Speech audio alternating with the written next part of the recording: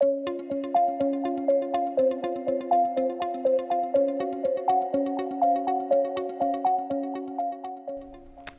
fi yw Gareth.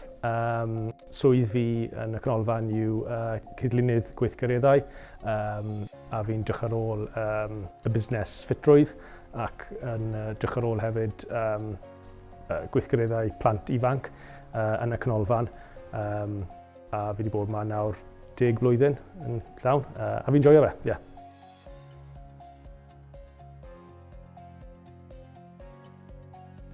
Fi'n licio gweld plant ifanc yn enjoyo gweithgareddau a hefyd dechrau bant mewn yn ystafell ffitrwydd, yn cadw'n iach ac jyst yn gwneud ffrindiau. Na beth pam ni yma, mae passion da fi am sport a hefyd am ffitrwydd hefyd.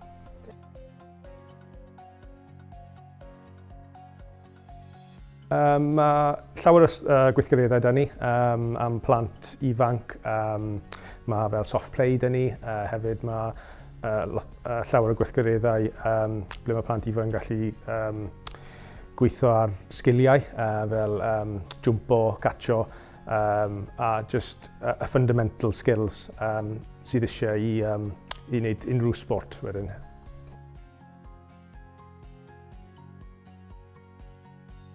Oedd e'n career o fi'n passionate abyti anyway a oedd lot o ffrindiau wedi mynd trwyddo fel development fel un, fel fi wedi wneud. A ie, mae fe'n lleol i fi hefyd yn byw yn Sir Gaerfyrddin.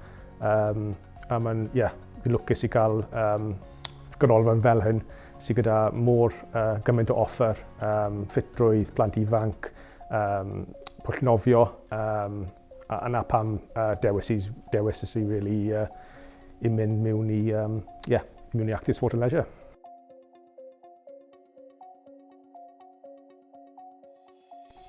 Mae fe fel ti yn y cymuned, ti'n gwneud lot o ffrindiau, lot o pobl yn dod mewn, pob oedran. A mae'n jyst neis i gweld mae friendships a mae social.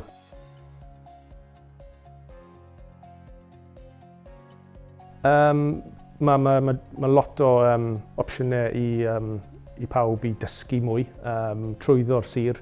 Mae lot o cwrsys hefyd. Mae pobl chi'n mynd yno i datblygu a bod yn mwy fel reolwr hefyd.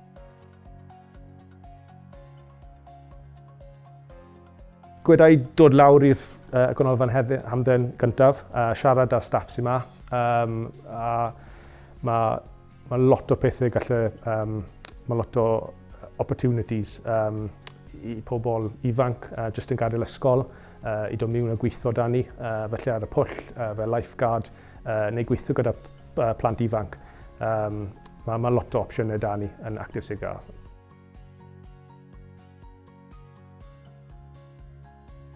Sa'i gyda un person, ond fi'n meddwl, achos o fi'n chwarae lot o rygbi a bethau, o fi'n dod i'r canolfan i cadw'n ffit, a gweles i a siarades i da lot o staff sy'n yma, a oedd e'n keen interest i fi just i dod a gofyn y bit i beth mae Actif Sport and Leisure gyda, in terms of swydd, a na pam, decidais i wedyn i dod yma, a fi wedi bod yma 10 blwyddyn nawr, so ie.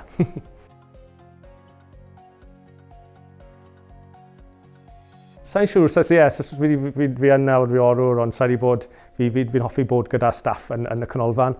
Felly, y step nesaf felly sydd mwy fel strategic felly, a drych ar reoli felly lot o canolfan hamdden wedyn, y gros y sir wedyn.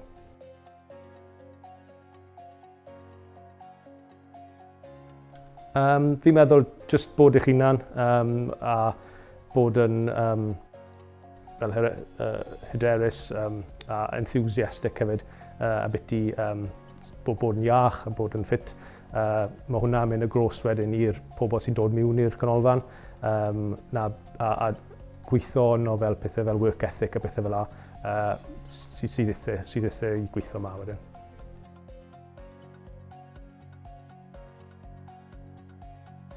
Fi'n meddwl mae pobl yn meddwl bod pobl yn ffit sy'n dod mewn a maen nhw'n fel athletes ond sort nhw yn. Mae pobl lot o resymau maen nhw'n dod ma, fel gwedes i, jyst wneud ffrindiau, jyst i bod mas o'r tŷ a bod yn iach. So fe fel performance, mae rai pobl yn dod ma am performance, ond so hwnna un o'r myths sy'n na, rhaid i chi fod super fit i dod ma, ond sy'n na'r ces.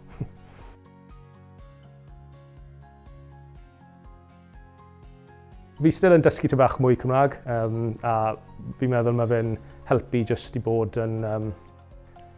mae'n helpu'r polisi a mae'n helpu pobl sy'n dod yn y cymuned, maen nhw'n gallu siarad Cymraeg i ni, a ni'n gallu helpu nhw. Ni'n gallu helpu nhw gyda beth mae struggles nhw mewn yn y canolfan wedyn.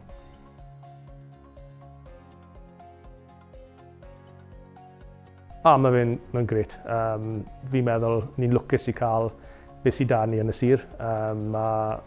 Fi lle mynd 10 milltir a fi ar y trath. So, mae lot o pethau 'da ni yn y sir sy'n lle helpu chi cadw'n ffit ac yn iach.